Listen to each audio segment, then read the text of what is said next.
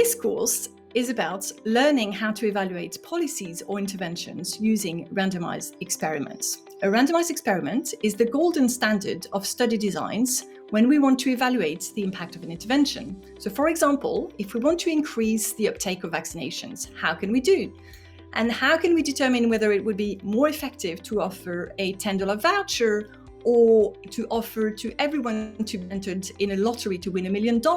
Well, we can answer this question with a randomized experiment, for example, by sending invitation letters to people and telling half of them, chosen at random, that they would get a voucher, and telling the other half that they would be entered in a lottery.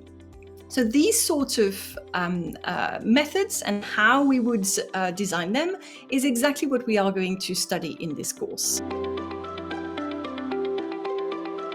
Students will learn about a number of fundamental concepts to understand what randomization does and why it is the golden standard of study designs when we want to measure the causal effect of an intervention.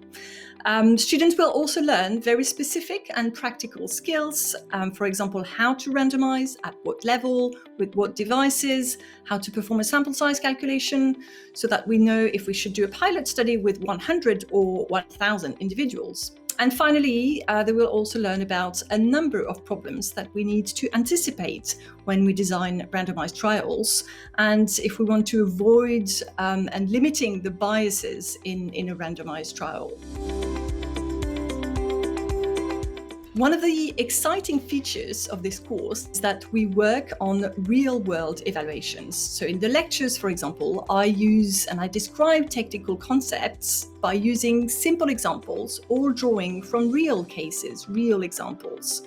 To apply and master these concepts, then students will work in small groups to design a randomized evaluation, and they will be able to choose a topic taken from past or ongoing actual evaluations based on collaborations with NGOs, public or private organizations. That means that students' work will not only be applied and practical, but it will also be exciting and useful.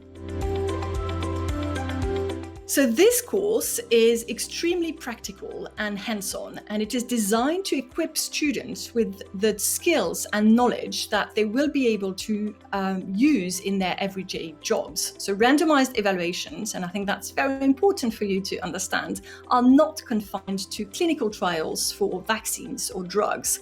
In fact, now they have really become widespread and widely used in government agencies, in NGOs, or even in the private sector. And in the past, former students have been in touch to design randomized evaluations in their work, or to tell me about the evaluations that they have conducted and that how they were able to draw on the learnings from the course.